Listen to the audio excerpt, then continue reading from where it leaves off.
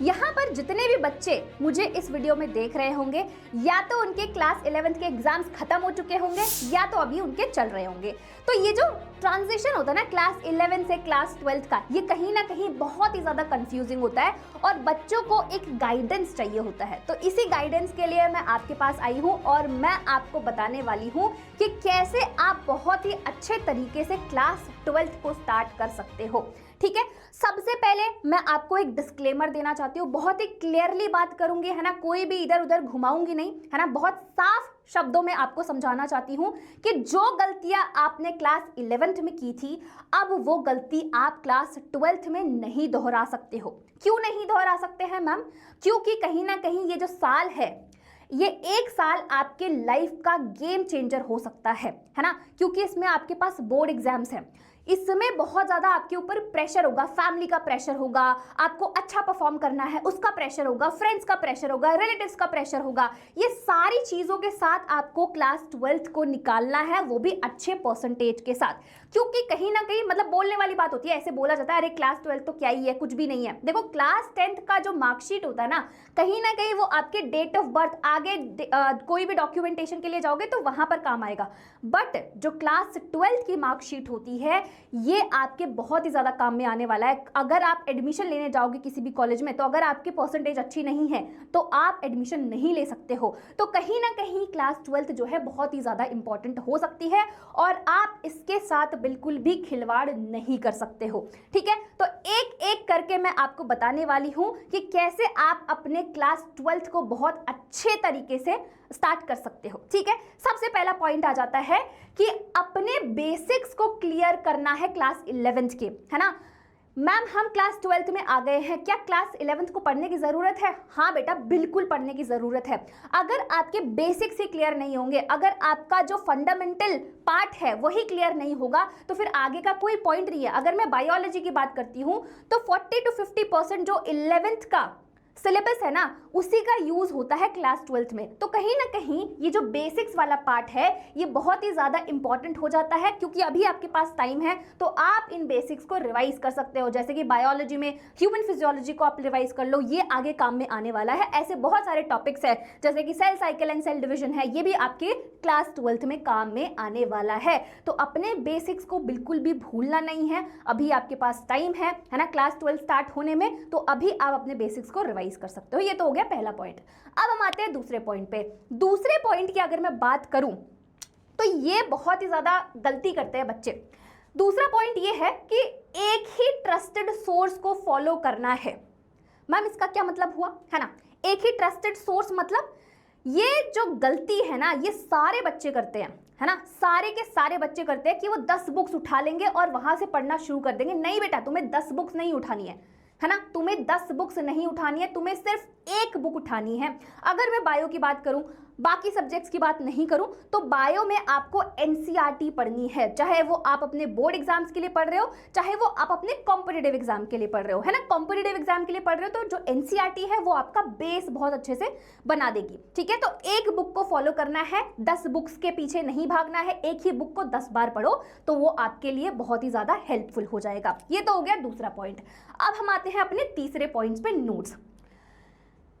देखो एक चीज मैं आपको बताऊंगी कि आपको क्लास 12th को जल्दी स्टार्ट करना है ना, और जो क्लास 12th में टाइम होता है ना आपको पता भी नहीं चलेगा कि कब टाइम निकल गया और कब आपके बोर्ड एग्जाम्स आ जाएंगे। ठीक है, तो जो स्टार्टिंग से अगर आप पहला चैप्टर स्टार्ट करते हो, जैसे कि पहला चैप्टर है sexual reproduction in flowering plants, है ना, बायो की अगर मैं बात करूं तो उसके शॉर्ट नोट्स बनाना शुरू कर दो, है ना। शॉर्ट नोट्स हो गए, डायग्राम्स हो गए, फ्लो चार्ट हो गया, ये सारी चीजें बनाना शुरू कर दो, क्योंकि लास्ट में जब आप अपना बोर्ड एग्जाम देने जाओगे तो आपकी बुक्स काम में नहीं आएंगी। जो आपने क्रिस्प नोट्स बनाए हैं यही आपके लिए लाइफ सेवियर होंगे। तो अभी से आदत डाल लो, हर एक चैप्टर के आप बहुत ही अच्छे तरीके से नोट्स बनाना शुरू कर दो। ठीक है, आई बात समझ में?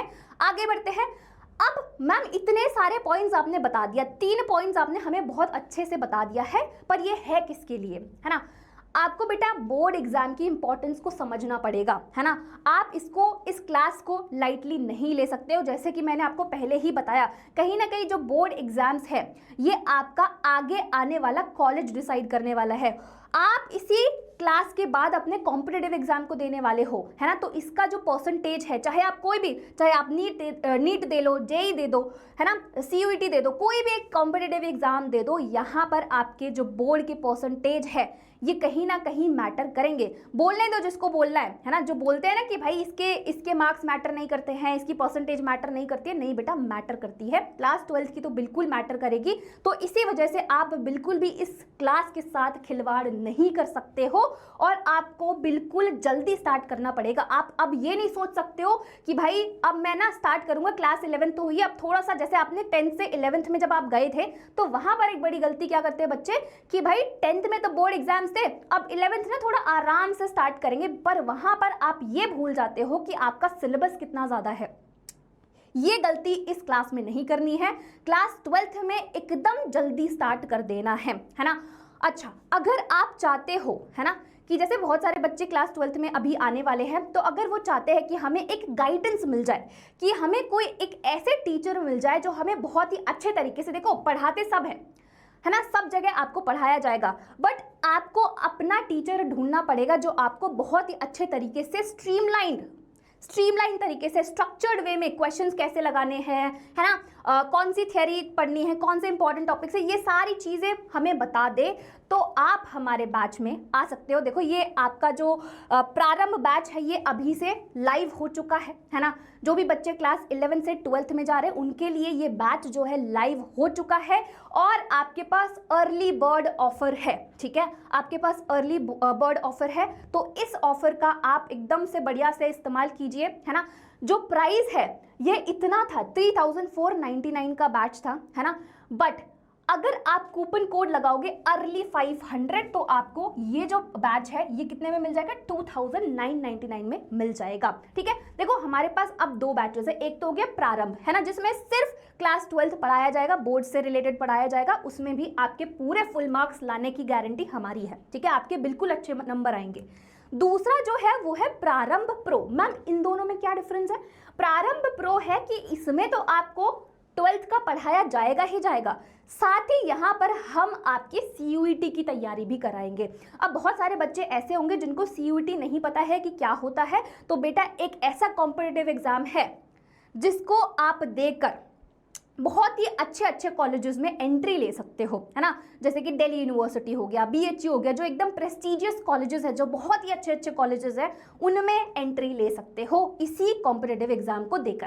तो यहाँ पर हम आपको 12th और कॉम्पिटिटिव एग्जाम की भी तैयारी करवाएंगे। अगेन अगर आप प्राइस देखोगे, देखो वही वाली बात होती है कि सबको डिस्काउंट मिल जाएगा, बट जो पहले वाले होते हैं, है ना, जो पहले हमारे 1.0 है, प्रारंभ 1.0 है, उनके लिए बहुत ही शानदार ऑफर है, अर्ली बर्ड ऑफर है, जिसमें जो ये वाला प्रारंभ प्रो है ना, वो वैसे तो 4999 का था, बट अगर आप कूपन कोड अर्ली 1000 यूज करोगे तो यहाँ पर यही बैच आपको 3999 में मिलने वाला है, ठीक है। अगेन आई एम रिपीटिंग, जब आप बाद में खरीदोगे ना तो यही बैच आपको बहुत ही महंगे में मिलने वाला है, ठीक है।